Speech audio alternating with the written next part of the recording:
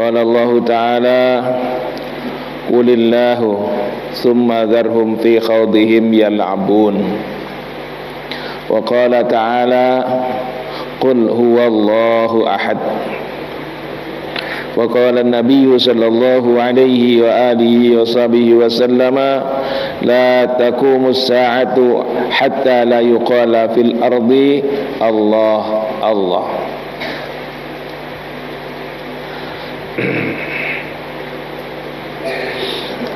Menurut Ahmad bin Ujaibah,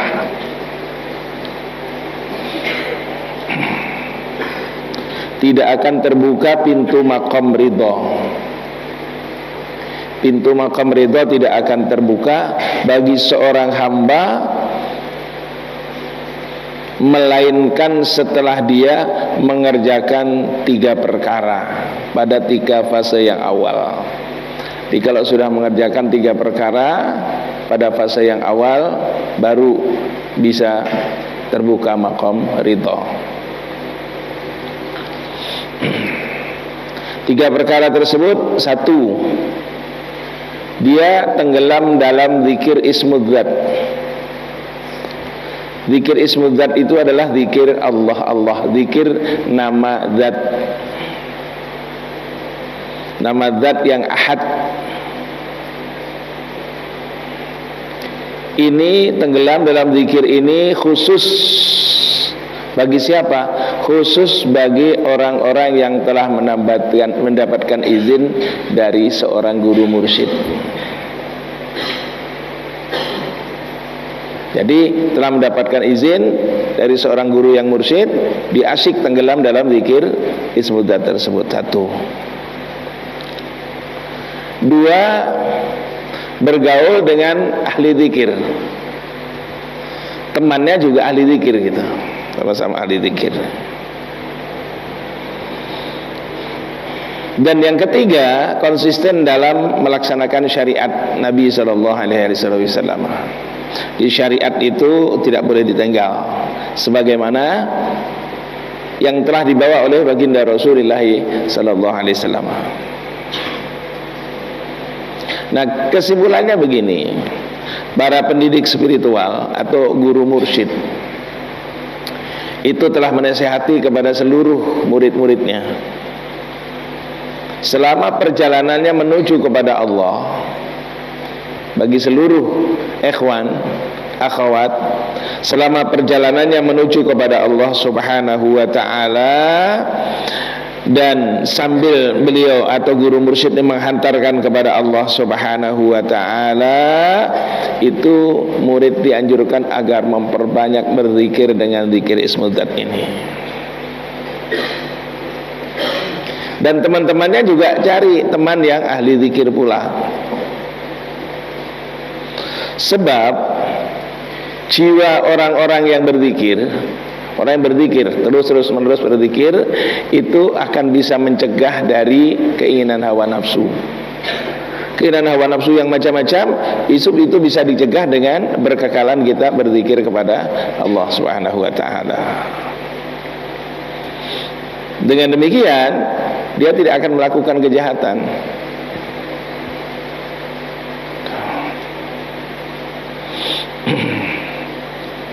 Terus dari segi lafaz zikir, zikir itu ada 3 ya. Ada zikir ismudzat yang disebut dengan zikir qalbi, ini minim ya. Nanti dalam pembahasan lain menjadi banyak lagi. Kemudian zikir nafi isbat, dan zikir dengan nama-nama para kekasih Allah.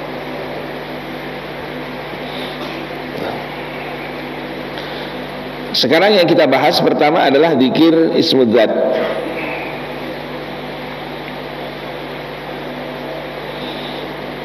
Allah Subhanahu wa ta'ala berfirman, Qulillahu, qul, ya kalau berhenti, qul Allahu thumma zarhum fi khawdihim yal'abun. Katakanlah atau ucapkanlah Allah. Kemudian tinggalkan mereka yang bermain-main dalam kesesatannya. Yang selalu bermain-main dalam kesesatan dunia, tinggalkan. Kita bersama orang-orang yang menyebut asma Allah. Ini kalau tanya apa ada zikir cuma Allah, Allah bukan la ilaha illallah, ini qul Allahu. Kemudian dalam surah yang lain qul huwallah. Katakanlah dia adalah Allah. Ahad, Allah yang ahad. Kita disuruh mengucapkan Allah. Ini perintah fi'il amar, qul.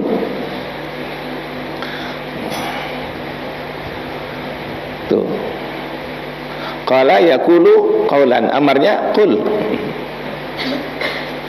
Perintah untuk apa?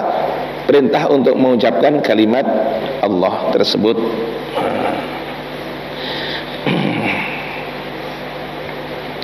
Kemudian di dalam hadis Nabi sallallahu alaihi wasallam juga disebutkan la taqumus saah. Kiamat ini tidak akan terjadi hatta la yuqala fil ardi Allah Allah, sehingga tidak ada yang mengucapkan atau tidak diucapkan di muka bumi ini kalimat Allah Allah. Kalau di bumi ini tidak ada lagi orang mengucap kalimat Allah, maka bumi ini akan kiamat. Jadi selagi masih ada orang berzikir, orang menyebut asma Allah, maka kiamat belum akan terjadi. Sekarang yang zikir makin banyak. Jadi orang zikir itu juga bukan saja mencegah kiamat, akan tetapi akan menjauhkan dari balaknya Allah Subhanahu wa taala. Jika turun bala, musibah, wabah dan sebagainya, lihat orang-orang ahli zikir aman-aman aja. Yang lain pada bingung, dah kayak kucing terbakar ekornya ya, udah bingung ke sana kemari. Tapi ahli zikir santai-santai aja, tenang aja dia. Kenapa? Dijaga oleh Allah. Kenapa? Tidak ada yang lebih menyelamatkan seseorang dari balak, baik balak dunia maupun balak akhirat, seperti orang yang mengucapkan Allah, Allah, Allah di dalam hati. Hati kita sudah berzikir Allah, Allah, Allah, Allah, nggak usah khawatir. Ketika turun bala atau musibah atau wabah, tenang-tenang saja, Allah yang akan menjaga kita. Sekarang kalau ditanyakan yang menurunkan wabah itu siapa? Allah. Tentunya yang bisa mengambil atau menghilangkan wabah juga Allah. Jangan bersandar kepada hal yang bersifat lahiriah saja. Bersandar kepada sifatnya bersifat lahiriah saja.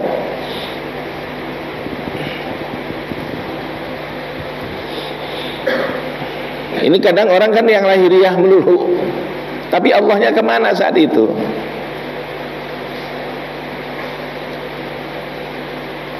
Ah, ini musimnya gini, musimnya flu, harus pakai gini. Ternyata ya kena juga.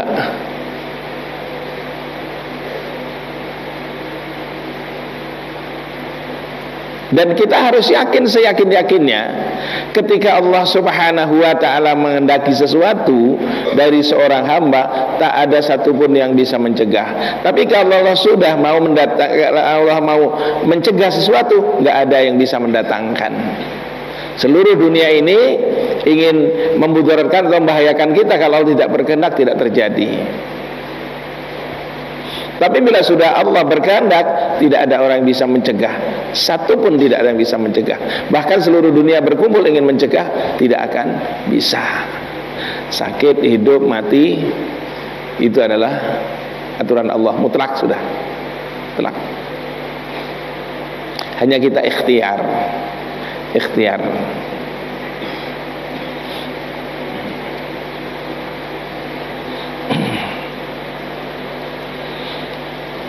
Belum lama tadi kan rame wabah, katanya wabah apa? Wabah itu ya. Orang rame sampai takut keluar rumah. Sekolahan libur. Ya. Terus kerja di rumah. mau lewat HP, lewat apa? Laptop dan sebagainya. Ditutup lagi kan, bergelimpangan juga satu persatu. Kalau memang sudah takdirnya Allah, kenapa tidak tawakal kepada Allah?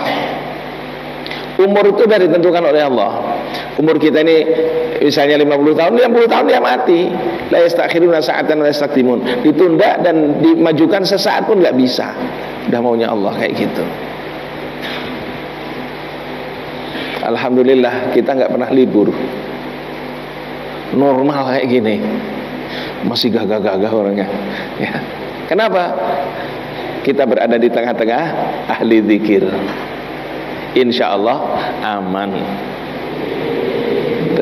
Makanya harus bareng-bareng sama ahli zikir itu. Ya Allah, Allah, Allah, Allah.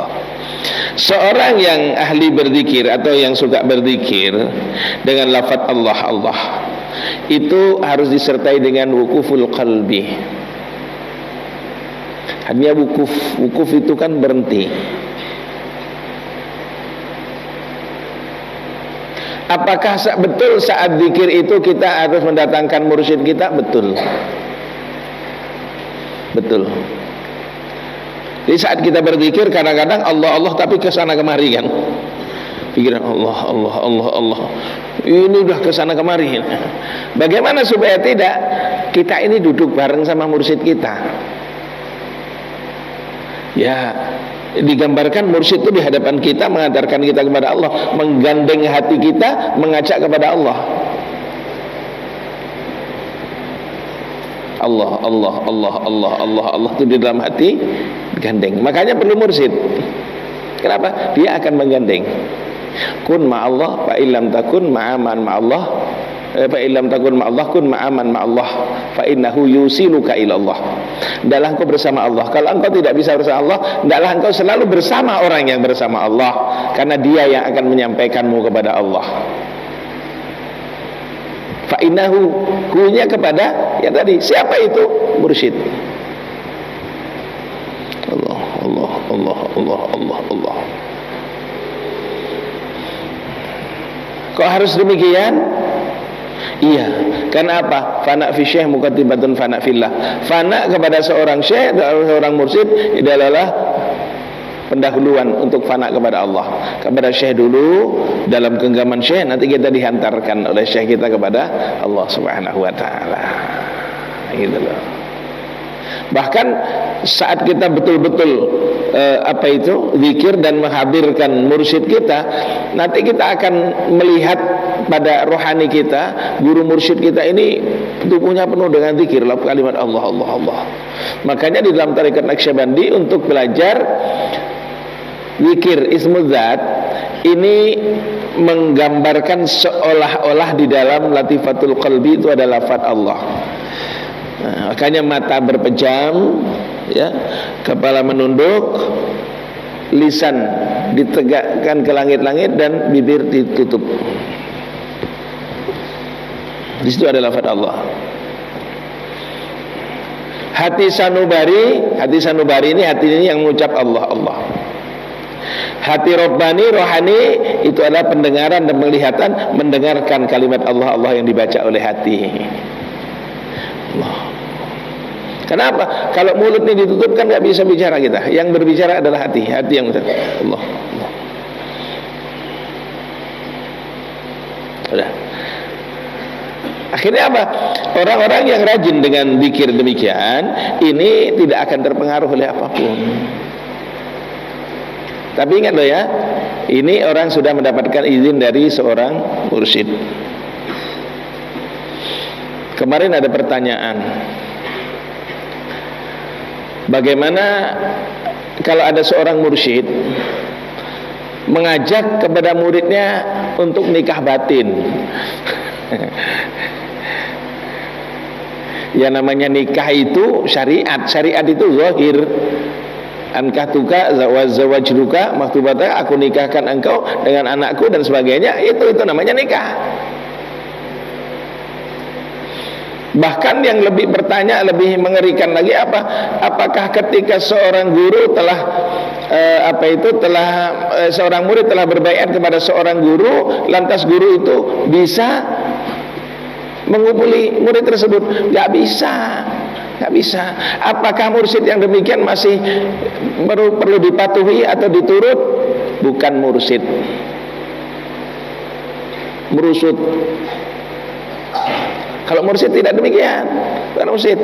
Dia statusnya kalau sudah demikian bukan mursyid lagi, itu nggak bisa diikuti. Keluar nggak apa-apa kita, keluar nggak apa-apa. Cari mursyid yang benar-benar mursyid. Tuh. Kalau ada pertanyaan berarti ada yang melakukan gitu loh. Ada pertanyaan sampai sejauh ini, saya sempat kaget loh, kok sampai begini? Ya. Gak boleh.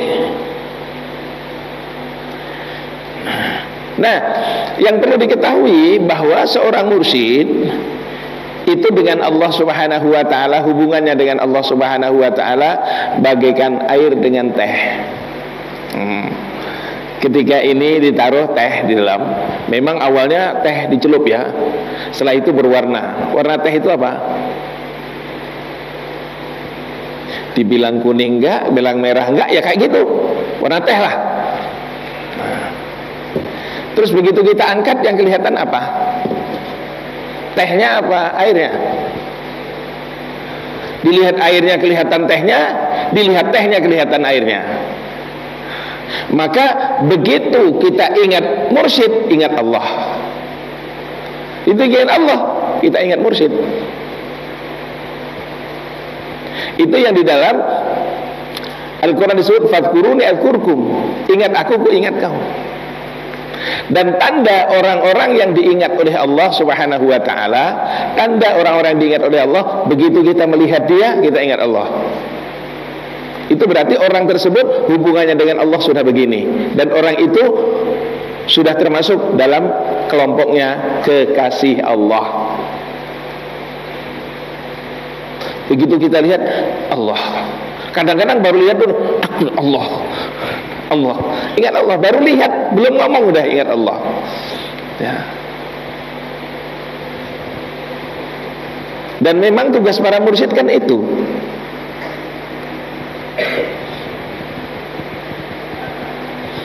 Ada para mursyid menugaskan sana masing-masing saingan dagangnya, enggak ada. Tujuannya kepada Allah saja. Ada. Ini mursyid yang benar-benar mursyid. Diingat Allah. Nah, kalau kita sudah berserah sepenuhnya kepada mereka, kepada mursyid itu, zahir batin jiwa raga kita. Tapi bukan berserah kayak yang tadi itu. Maksudnya berserah ini kal mayyit inda yadil ghasil, seperti mayit di tangan orang yang memandikan. Mau dibalik sini terserah engkau wahai guruku. Dan guru tidak mungkin dan tidak akan berbuat maksiat kepada kita. Nah, sudah yakin demikian, itu cepat sekali kita mendapatkan natijah dari Allah Subhanahu wa taala. Yang bikin lambat ini kan disuruh ke utara ke selatan. Suruh tidur bangun, suruh bangun tidur. Suruh zikir ketawa, suruh ketawa malah zikir. Ini loh kebalikannya ini. Suruh khalwat nawar.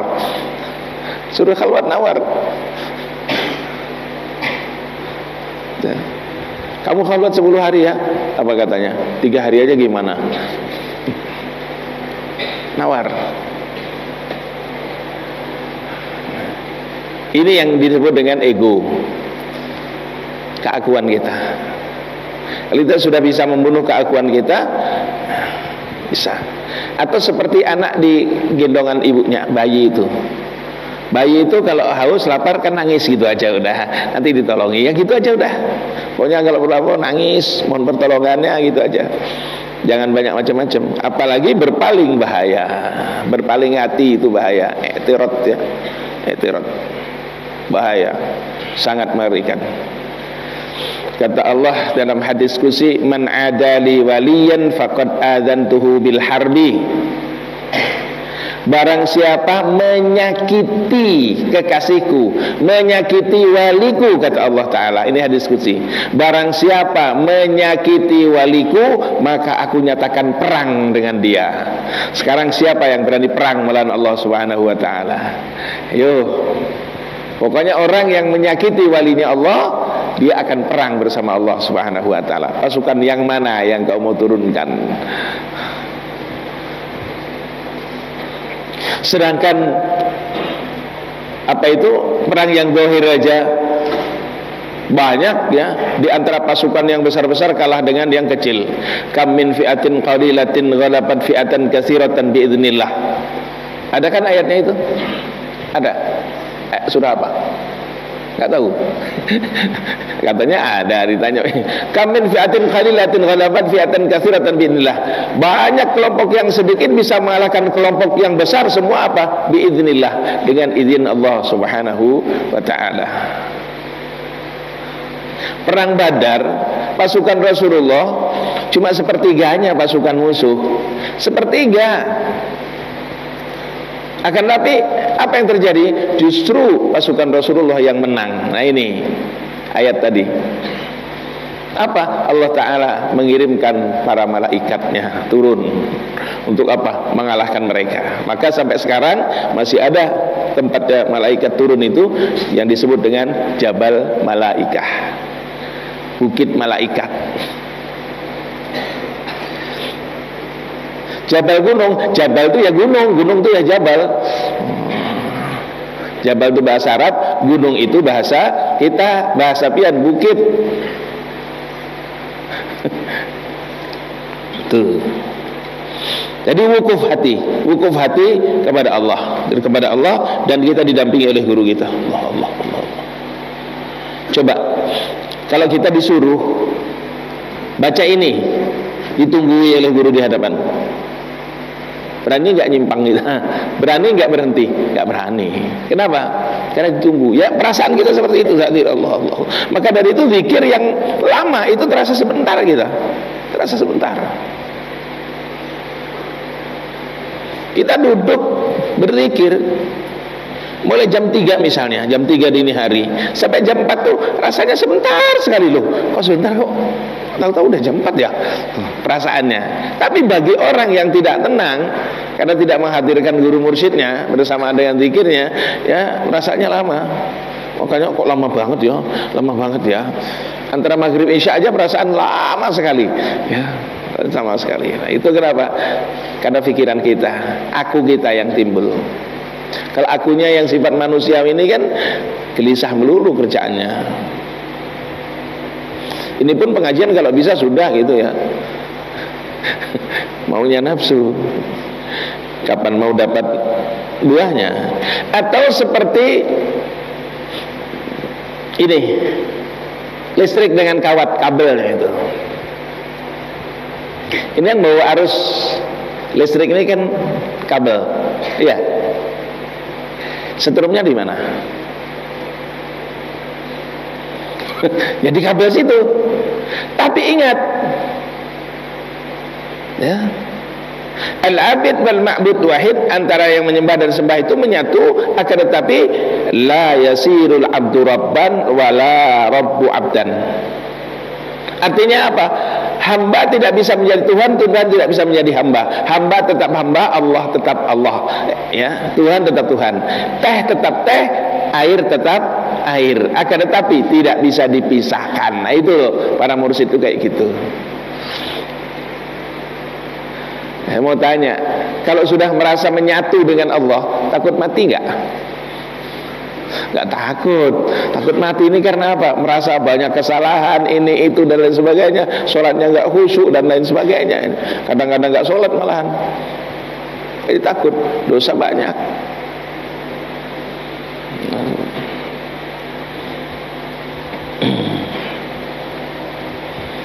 Dan tidak sedikit pertanyaan juga, bagaimana kalau mursyid sudah meninggal dunia?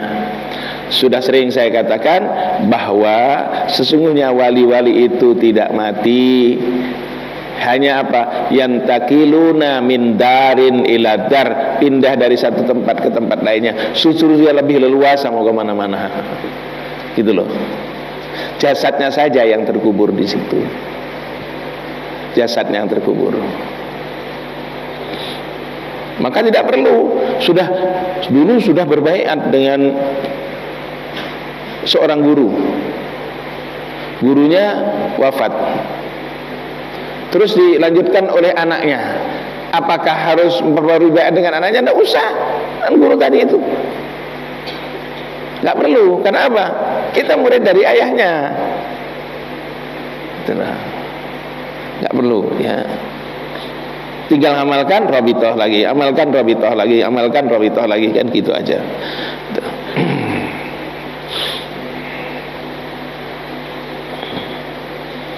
Nah, karena mursyid kita ini berada di makom fana, memang ada dalam dunia, tapi dia fana sebenarnya, sudah hancur bersama Allah Subhanahu wa taala.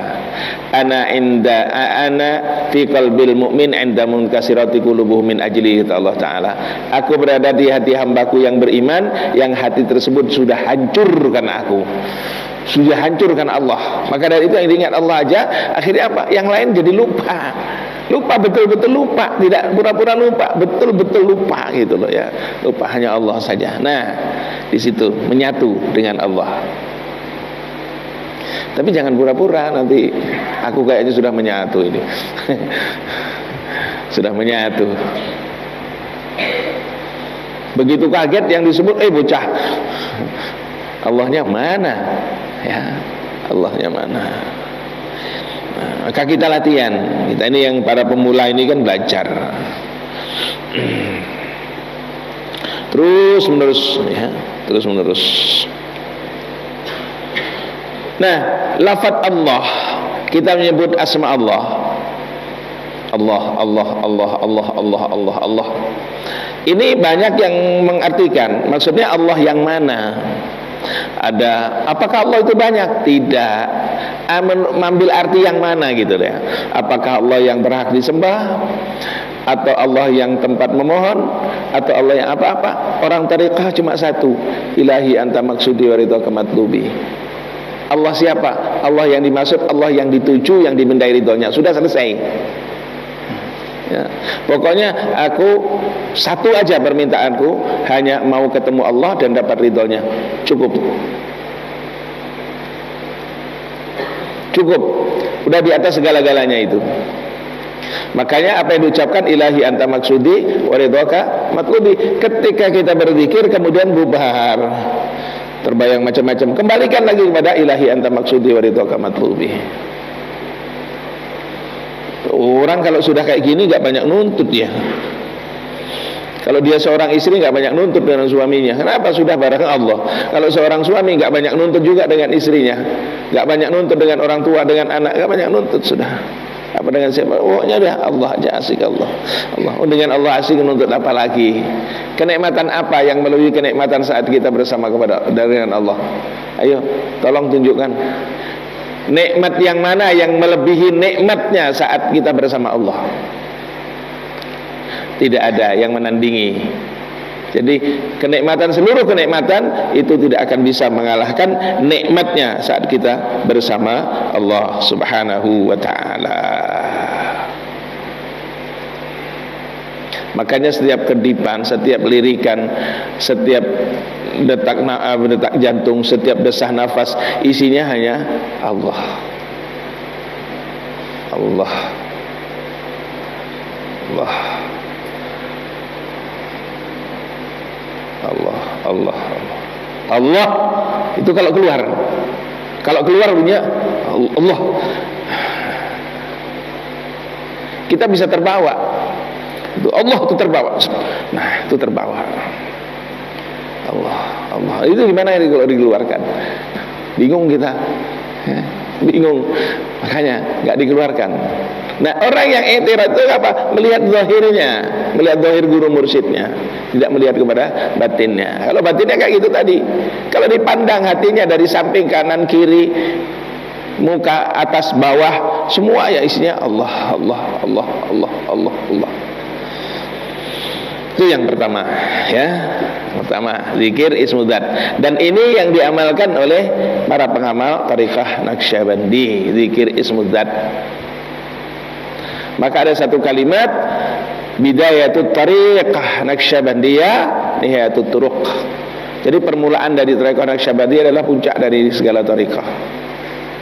Baru permulaan sudah puncaknya seluruh tariqah.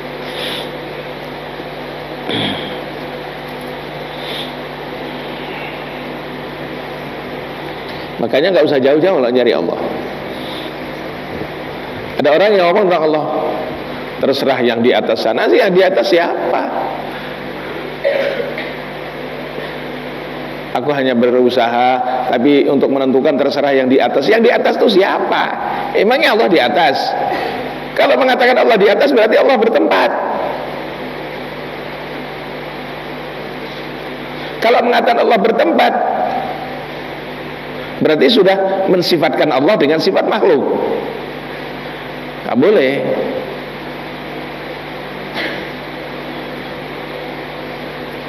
Oh gitu ya. Ya. Wa nahnu aqrabu ilaihi min hablil warid. Kata Allah Ta'ala, aku lebih dekat dari urat leher. Urat leher masih bisa dipegang, bisa dilihat. Lebih dekat dari itu. Wa fi anfusikum, dalam dirimu, afala tubsirun, apa enggak tahu? Allah, Allah, Allah. Pokoknya zikir saja, ya. Nanti lama-lama Allah yang akan memperkenalkan dirinya kepada kita. Itu yang disebut ma'rifah. Orang ma'rifah itu orang yang kenal Allah. Kenal dengan sebenarnya kenal. Sementara orang banyak kenal ditanya kayak anak-anak aja kan. Ditanya, Tuhanmu siapa? Allah. Nabimu siapa? Muhammad. Kalau dalam tauhid kan nggak boleh bertanya tentang Allah itu siapa, Allah di mana, kan nggak boleh. Kalau dalam tasawuf kan nggak apa-apa. Ya. Kata Allah tadi, ana fi qalbil mu'min inda mulkasirati qulubuhu min ajli. Sebentar, saya mau ulangi yang udah sering disampaikan, namun untuk jelasnya lagi. Kata Allah Ta'ala dalam hadits qudsi, banaitu fi jawfi ibni adama qasran. Aku bina dan aku jadikan gitu ya, atas anak Adam. Bani Adam ini kan Bani Adam semua. Hidup ini indah bak mahligai. Ini kan cakep-cakep ya potongannya. Cakep ya, cakep-cakepnya lah. Cakep-cakepnya terserah Anda. Mau ngomong paling cakep atau terserah silakan. Tapi saya bilang cakep semua. Kita kadang-kadang ngomongin orang itu jelek, hidungnya pesek, sampai suruh bikin hidung lu nggak bisa. Nggak bisa kan? Kenapa? Mencela nggak bisa. Indah, manusia diciptakan begitu indah. Dan ini keindahan yang diciptakan oleh Allah Ta'ala ini tidak bisa ditukar. Tidak bisa ditukar. Tuh. Kalau maaf, ada Ustadz Fatoni diberi oleh Allah semikian, itu yang cakep menurut kita sudah, menurut Allah Ta'ala. Kalau hidung saya ditukar, hidung saya taruh di hidungnya Ustadz Fatoni, Ustadz Fatoni hidungnya dipindah ke saya, nggak akan cocok. Memang Allah menciptakan serasi sudah, serasi. Maka tidak ada orang yang jelek itu, nggak ada sebenarnya. Kalau nggak percaya, sampean kan pinter komputer sekarang. Ya, coba tukar-tukar hidung, tukar bibir, nggak bakalan cocok. Nggak bakalan cocok. Yang cocok ya yang ada ini dah. Maka dari itu jangan mencari yang sempurna. Yang sempurna hanya Allah. Kalau kita mencari kesempurnaan akan ketemu dengan apa? Dengan kematian. Tadi pagi udah dibahas ya. Mati. Wa fil qasri sadran. Dalam mahliga ini ada yang disebut dengan sadr. Sadr ini dada. Ini hati. Maka dari itu, wallahu ya'lamu ma fis sudur. Allah mengatakan apa yang di dalam dada. Dada itu dimaksud hati. Hati bagian luar. Nah, kita bicara hati ini sekarang. Hati yang berlapis-lapis. Lapisan luar. Wa fis sadri qalban. Di dalam sudur, dalam dada tadi ada lapisan di dalamnya lagi namanya qalban, disebut dengan qalbu, hati juga artinya. Cuma qalbu ini hati sebagai tempatnya iman. Qalbu ya, bukan kalbu. Kalau bahasa Arab qalbu itu hati, kalau kalbu itu anjing. Jauh bedanya. Tidak akan hilang dari kalbu. Loh, berarti dibawa anjing terus ke sana kemari. Qalbu, qalbun salim. Maka nulisnya pakai ki, jangan pakai ka. Kalbun nanti jadi anjing ya. Kenapa disebut tempat iman? Ulaika kataballahu ala qulubihimul iman. Mereka itulah yang ditetapkan oleh Allah di atas qalb, di atas hati mereka itu iman. Artinya apa?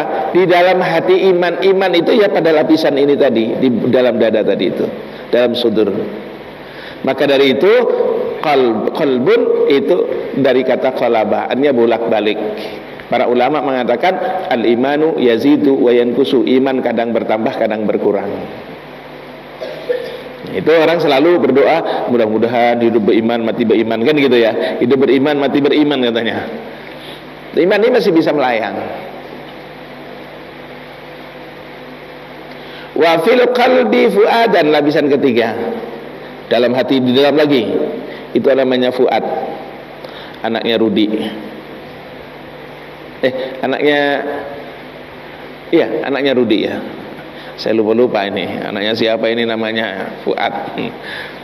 Nah, Al-Quran mengatakan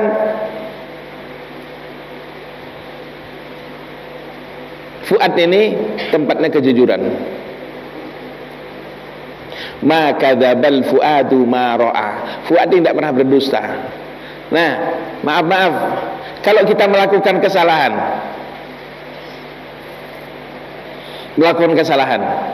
sadar nggak kita ini melakukan kesalahan? Sadar, dalam hati sadar, tapi mau ngaku itu nggak berani. Nah, yang jujur itu fuad di dalam sini. Itu lapisan dalam lagi. Makin bersih nanti.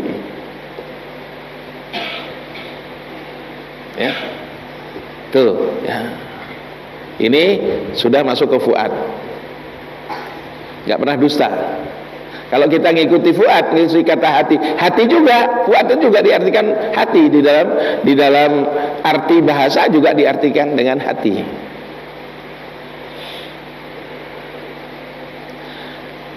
Wa fil fuadi syarafan. Di dalam fuad itu ada namanya syaraf. Al-Quran mengatakan qad syaghafaha hubba, sungguhnya Allah telah memenuhinya dengan cinta. Nah, di sini ini tempatnya lope. Daun waru kena panah katanya. Tempatnya cinta sejati loh ini ya. Cinta kepada Allah maksudnya. Cinta kepada Allah, love. Dan apa itu cinta? Cinta itu dari kata mahabbah, di sana dari kata habbah, benih. Semua orang punya cinta itu, hanya ditanam di mana sekarang cintanya? Kalau cintanya ditanam di dunia, ya akan tumbuh dengan dunia. Kalau ditanam di akhirat, ya tumbuh akhirat. Kalau ditanam di Allah, ya akan tumbuh Allah di dalam cintanya. Cinta mahabbah kepada Allah. Maka cinta, para ulama sufi menceritakan bagaimana sifat cinta itu. Sifat itu bak air yang mendidih katanya. Cinta itu bergolak. Tahu air mendidih kan? Air mendidih itu bergolak. Dia tidak akan tenang sebelum ketemu yang dicintainya.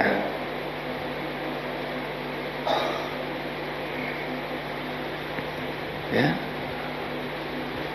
Tapi kalau sudah ketemu dengan yang dicintai, anteng dia. Dan ada mengatakan lagi, bahkan cinta itu bak gelembung-gelembung gitu. Jadi orang yang cinta itu seperti itu. Orang cinta kepada Allah nggak tenang kalau nggak bersama Allah dia. Tapi begitu bersama Allah tenang. Nah, kita mengatakan cinta kepada Allah, tenangnya dengan dunia. Begitu dengan Allah nggak tenang, dusta.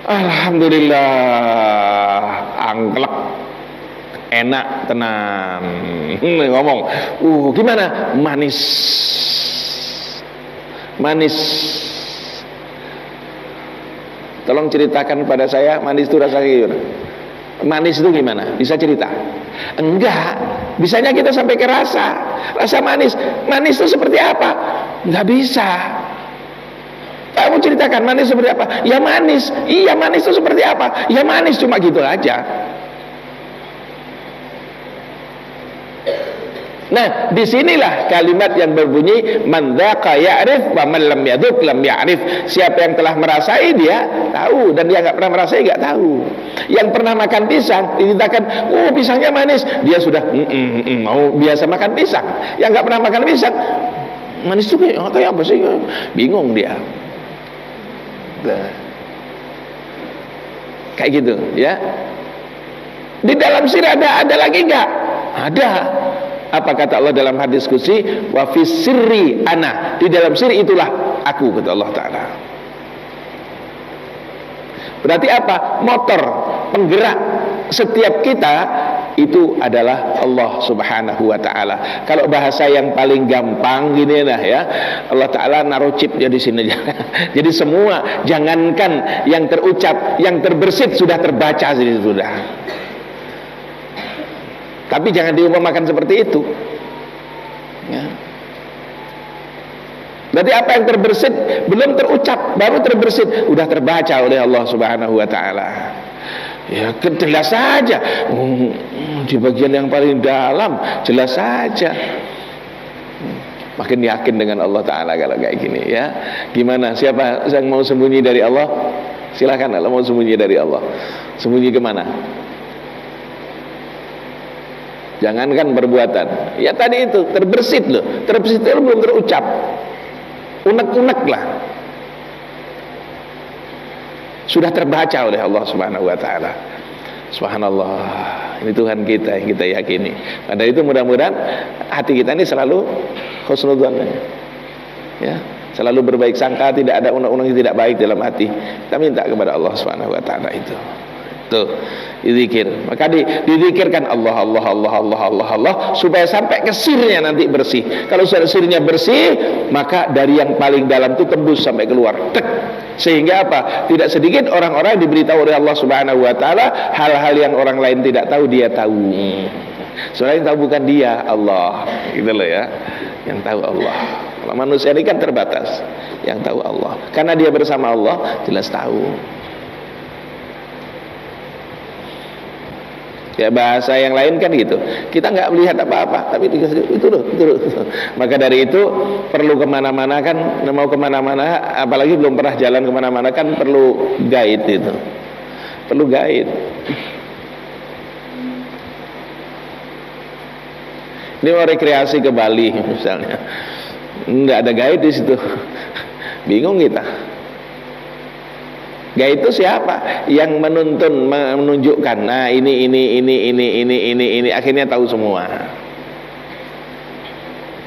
Orang haji perlu guide, orang umrah perlu guide, orang berjalan perlu guide. Maka Nabi mengatakan, apabila engkau sedang safar atau perjalanan musafir, hendaklah mengangkat satu di antara kalian menjadi rois safar, pemimpin dalam perjalanan, satu orang. Nah, ini yang diturut nanti. Mau kemana tujuannya? Kita kan nggak tahu tujuannya kemana, mau berhenti di mana nggak ngerti. Udah dengan mursyid gitu aja, ikut, pokoknya ikut, aman, ya. Ini yang pertama, ismudzan. Kedua, zikir nafi isbat. Menafikan yang lain dari Allah dan mengisbatkan Allah. Menafikan itu meniadakan yang lain dan menetapkan Allah. Maka kalimatnya la ilaha illallah.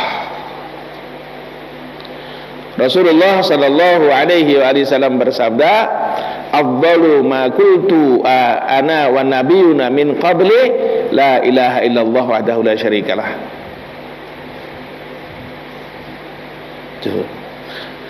Yang paling afdal apa yang kuucapkan dan diucapkan oleh nabi-nabi sebelumku adalah la ilaha illallah.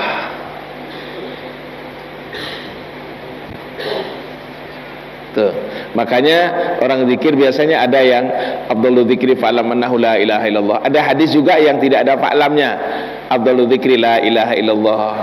Ada yang mengatakan awalu qala Nabi sallallahu alaihi wasallam awalu kuntu wa nabiyyun min qabli la ilaha illallah. Silakan aja itu memulai.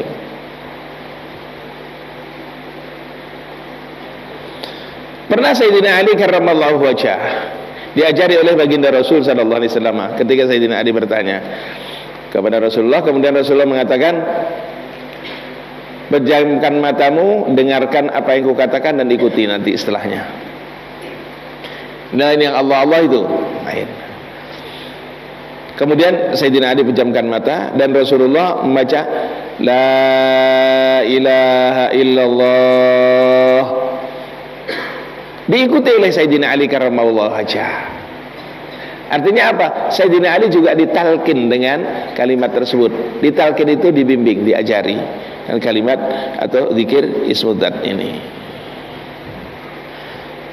Kalau zikir ismul dzat di dalam thariqah Naqsyabandiyah itu kita akan tahan nafas. Tarik nafas dalam-dalam, tahan di bawah pusat.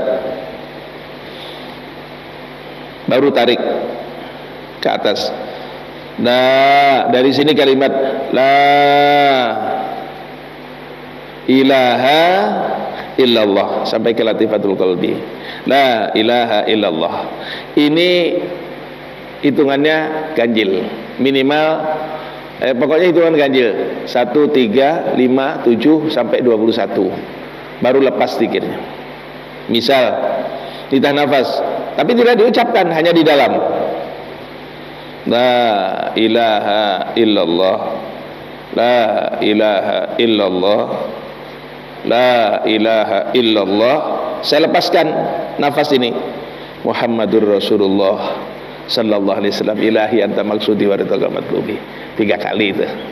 Sampai paling banyak 21 kali. Di dalam thariqah Naqsyabandi zikir nafi isbat ini disebut zikir pintu gerbang maut. Belajar mati, ya. Belajar mati. La ilaha illallah. Makanya kalau mau dijalankan, kalau yang belum punya guru mursyid, tidak usah pakai tahan nafas. Kalau mau menjalankan zikirnya itu nggak apa-apa. La ilaha illallah, la ilaha illallah. Tidak usah pakai tahan nafas. Kenapa? Ya, zikir ismul dzat aja belum mengamalkan. Lataif 7 aja belum. Ya. Jadi kalau mau gerakan la ilaha illallah, la ilaha illallah, la ilaha illallah, la ilaha illallah, tapi tidak gerakan pun tidak apa-apa. La ilaha illallah yang di dalam itu seolah gini, kalimat la ilaha illallah, la ilaha illallah, la ilaha illallah. Bukan sembarangan. Oh, illallah, illallah, kayak orang mabuk. Ya, ada gerakan tersendiri. Nanti ada lagi zikir yang bukan kayak gitu. La ilaha illallah, la ilaha illallah, la ilaha illallah. Ada yang nanti la ilaha illallah, la ilaha illallah, la ilaha illallah, la ilaha illallah, la ilaha illallah. Ada lagi nanti macam-macam itu gerakan itu. Ini jangan bikin gerakan sendiri. Ini gerakan sendiri. Kadang-kadang kan illallah. Kalau dari Qadiriyah Naqsyabandiyah itu setiap selesai sholat harus membaca 165 zikir ini, dan dengan cara demikian. Jadi baca la ilaha illallah, la ilaha illallah, la ilaha illallah, la ilaha illallah. Maka kalau ada orang selesai sholat dia zikir tahiyat akhir ke kiri, kemudian dia itu orang Naqsyabandiyah, Qadiriyah Naqsyabandiyah berarti. Kita kan Naqsyabandiyah Khalidiyah ya. Qadiriyah Naqsyabandiyah. Oh, gitu ya. Ya. Boleh ya, memang seperti itu yang diamalkan. Nah. Kemudian itu yang kedua. Zikir yang ketiga, zikir dengan para kekasih Allah tadi itu. Tadi sudah disampaikan sedikitnya di awal. Kenapa? Ya memang diangkat derajatnya tinggi. Contohnya apa? Seperti baginda Rasul sallallahu alaihi wasallam dalam Al-Qur'an, wa rafa'na laka dzikrak, dan telah kami angkat sebutan namamu. Maka begitu kita menyebut nama Rasulullah, Allah hadir. Gitu. Begitu kita sebut Allah, Rasulullah hadir. Nah, kayak para kekasih Allah tadi, orang-orang dicintai oleh Allah Subhanahu wa taala tadi itu. Begitu kita ingat sang guru mursyid kita, ingat Allah langsung, setrumnya ada. Kenapa? Karena ya tadi gitu. Kayak air dengan teh tadi itu. Yang kita lihat ini mursyid apa Allah? Gitulah. Karena apa? Mursyid dengan Allah sudah tidak berpisah. Ini orang-orang khusus yang dicintai oleh Allah. Ya. Ini yang dikatakan inda dzikri Allah tanzilur rahmah. Ketika disebutkan ceritanya para wali, Allah turunkan rahmat. Mereka ini para wali yang disebutkan, Allah Ta'ala menurunkan rahmat Allah. Kata Allah dalam hadis qudsi, inna awliya'i min ibadi wahbai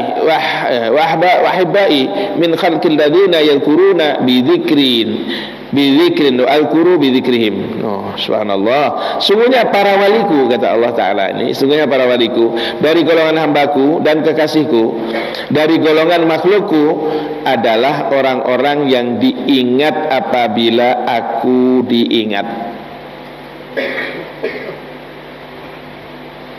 dan aku diingat apabila mereka diingat. Maksudnya apa?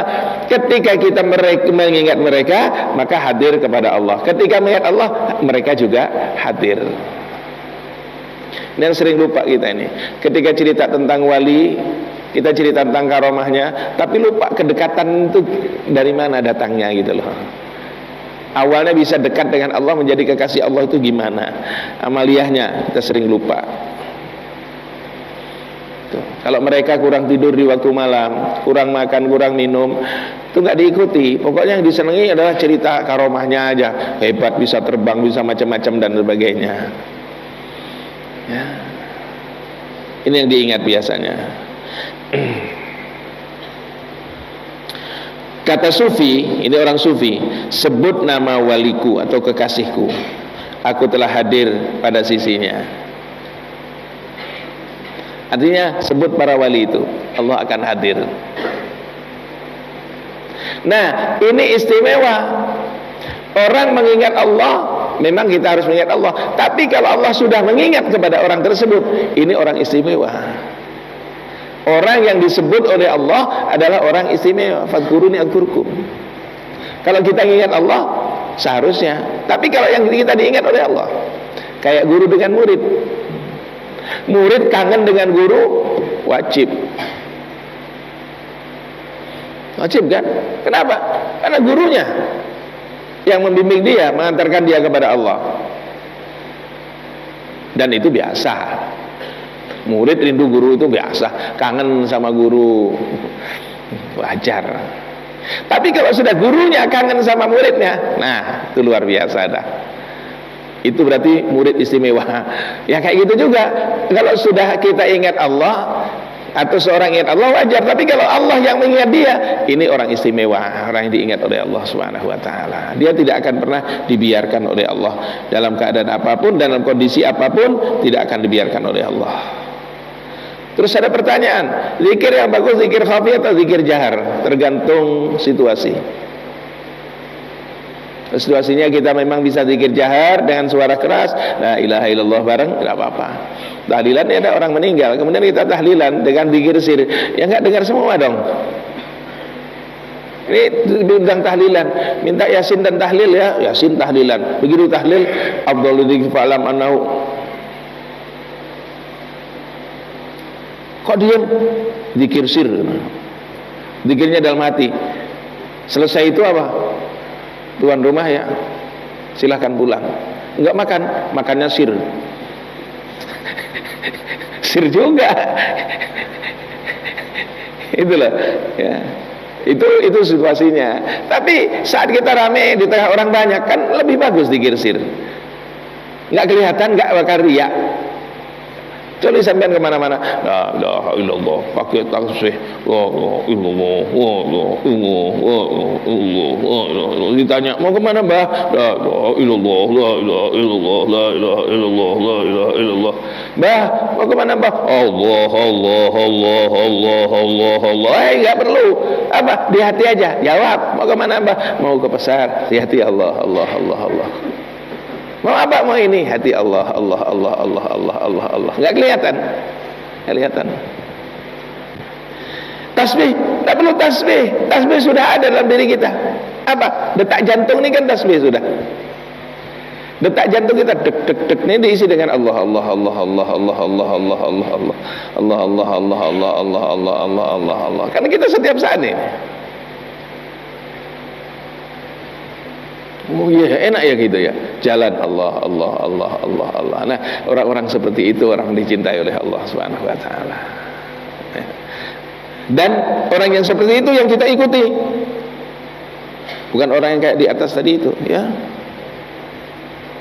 Bahkan disebutkan di sini hadis dari Imam Baihaqi,